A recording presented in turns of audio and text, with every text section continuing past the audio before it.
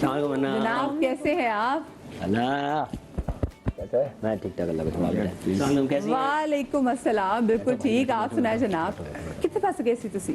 जी कहाँ रह गए थे आप? भाई हमारे घर में ना एक नन्ही परी आई है। हाँ, तो परियां रात को जाती हैं तो हम भी जागे उसके साथ। हाय सदके जाओ। कैसी है जी आपकी नन्ही अल्लाह परी? का शुक्र, अल्हम्दुलिल्लाह। क्या नाम रखा है आपने नन्ही परी का? ऐना। माशाल्लाह माशाल्लाह। तो आप भी ड्यूटी दे रहे थे? यस, कल हम बस समझ लेके आज सोए नहीं है, सिर्फ 1 घंटा 1.5 घंटे की नींद हुई है। ड्यूटी तो अब हम सब की तमाशा के बाद हम तो बर्तन भी घर पे धोते हैं। अरे हम तो हमारी सुबह शाम ड्यूटीज लगती है। हम एक अलग कोर्स करके निकले तमाशा से। तो मुझे ये बताएं, ऑफ कोर्स जो तमाशा में आपका टाइम था, उस टाइम में your wife was also expecting. आपने फेसबुक पे जब शेयर किया तो मैंने कहा यार ये तो भी रियलिटी शो में थे। वो कितना वैसे मुश्किल टाइम था for you and for her? Emotional मेरे लिए तो बहुत खतरनाक वो था कि कॉन्स्टेंटली मेरे थ्रू आउट ना दिमाग में नहीं चल रहा था कि बाहर क्या हो रहा है, लाइक तबीयत ठीक है नहीं, क्योंकि जब इवन जिस टाइम बेटा भी पैदा हुआ था कुछ कॉम्प्लिकेशंस आई थी, तो वो कॉन्स्टेंटली ना आपको एक थॉट वो रहता है, रिमाइंडर रहता है कि यार अल्लाह ना करे कुछ चीज़, मतलब अल्लाह ना करे कुछ खराब ना हो। तो हाँ वो था। I remember he was very worried. ये बोल रहा होता था यार, ऑफ कोर्स क्योंकि है भी इकलौते। यस इकलौते हैं और फिर वो कहते हैं ना सारी चीज़ों का ख्याल भी आपको रखना है। अच्छा, आप वैसे बड़ी लोग एक्सपेक्ट कर रहे थे कि आप till the last day you will be there, ठीक है, और लोगों तो आप फाइनलिस्ट में से होंगे। मैं एक्सपेक्ट कर रहे थे, वोट नहीं कर रहे थे। भाई वोट भी कर रहा था। बहुत सारे लोगों को वोट भी नहीं किया। They were liking a lot of contestants, but I think शायद वोट करने में बहुत सारे लोग लेजी हो गए थे या क्या हो गए थे।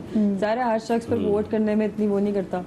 तो अरे ना वोट किया ना लोगों ने मुझे, यार क्या कह रही हो? मेरे लोगों ने जिन्होंने वोट किया उनको तो इवन अदनान भाई अक्सर हमें रिमाइंडर्स भी देते थे कि अपने फैंस से कहें कि कमेंट्स ना करें, आपके मीम्स ना बनाएं, वोट्स करें आपके लिए।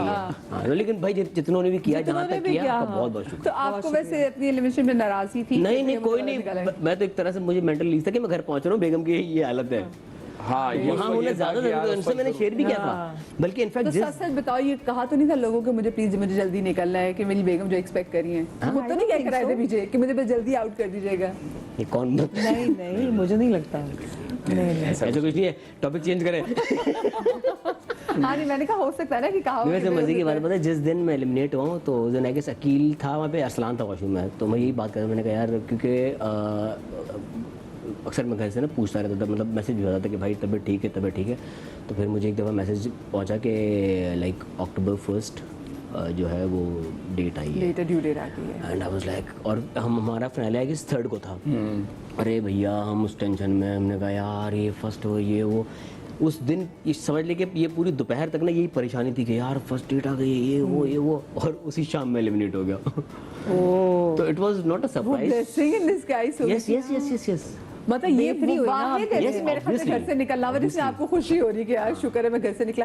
लेकिन जब जा रहे थे और ऑफ कोर्स आपको टाइम नहीं पता कि आप कितने टाइम के लिए रह रहे हैं, तो what was in your mind यार? मतलब कि आई एम श्योर कुछ 100 चीज़ें चल रही होंगी कि अच्छा यार मैं जा रहा हूँ, मुश्किल भी होगा, पीछे छोटू भी है, बेटा भी मिस करेगा। बेटा तो बहुत, वो असल में जिस वक्त मैं लाइक मेंटली उनको प्रिपेयर कर रहा था उस पूरे टाइम में, मुझे पता था छोटा भी संभल जाएगा, अम्मी भी संभल जाएंगी।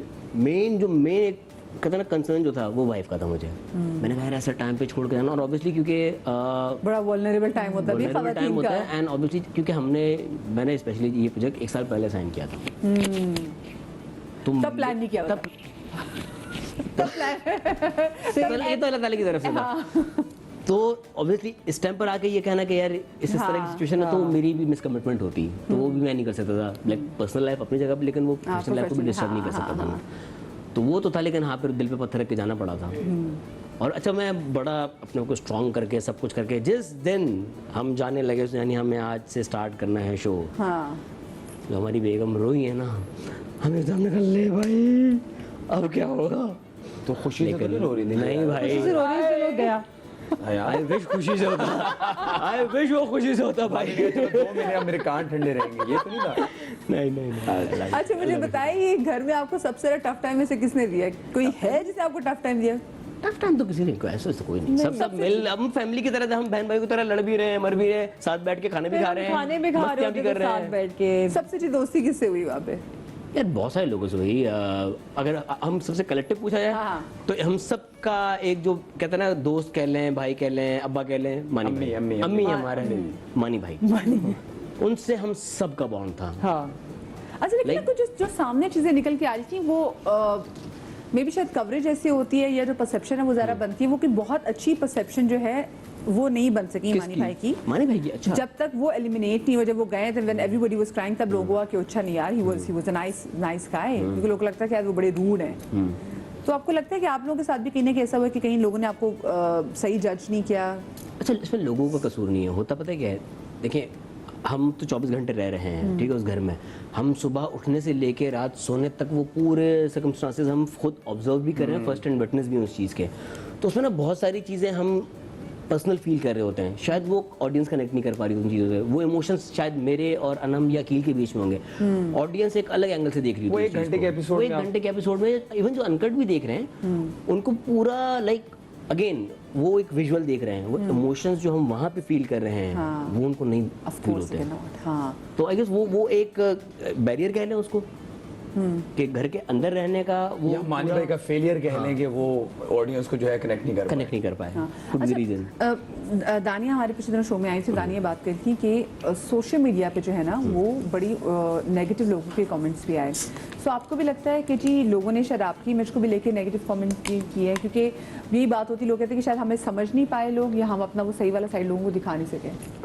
मेरे कोई भी नेगेटिव कमेंट्स नहीं आए, and I was very surprise because कि इतना मुझे ऑडियंस ने लाइक किया, मैं नहीं एक्सपेक्ट करी थी। लाइक 64 डेज बाद जब मैं बाहर निकली हूँ तो मैंने कमेंट्स पढ़े, आई वाज लाइक यूँ कि पता नहीं, मैं तो अपना रियल सेल्फ दिखा रही थी कि मैं जो वो थी वो मैं थी। और जैसे मैंने बोला, मेरी पर्सनालिटी में कोई फिल्टर नहीं है।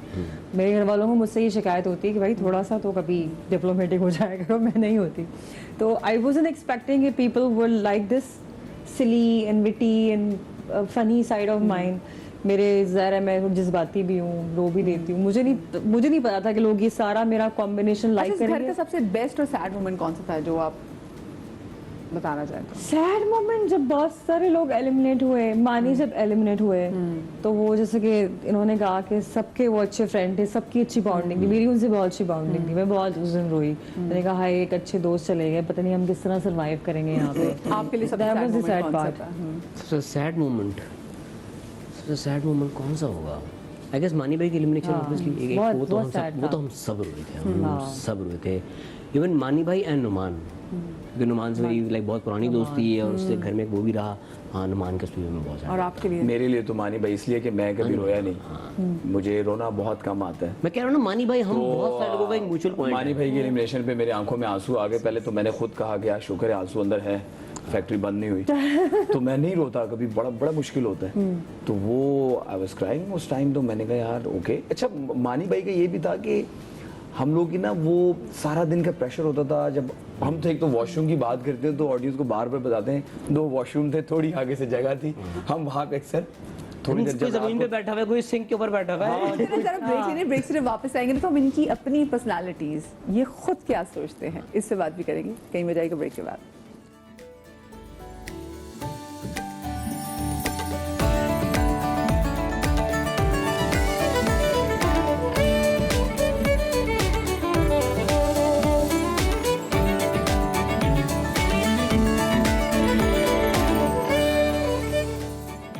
जी, ब्रेक के बाद हम आपको एक बार फिर से खुश आमदीद कहते हैं। हम आ गए अपने कॉफ़ी टेबल पर, और मैं हमेशा से कहती हूँ कि भाई ये जो चीज़ें आप उसको खा सकते हैं, क्योंकि मुझे पता अच्छा भाई, है उसको बिस्मिल्लाह पटाना रहमान रहीम। हाँ बिल्कुल, आप उसको खा सकते हैं। और इसके साथ साथ आपने एक ओथ भी लेना है।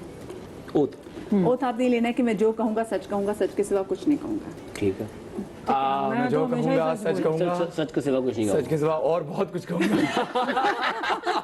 मैंने तो मेरा सच बोला, तो मैं तो झूठी की गुंजाइश नहीं है। देखा ना, ये दबंग हमारी अनम आई। हाँ। अच्छा, और सवालात ऐसे नहीं कि इससे थोड़े परेशान हूँ, अनम देखने की पहले कोशिश कर।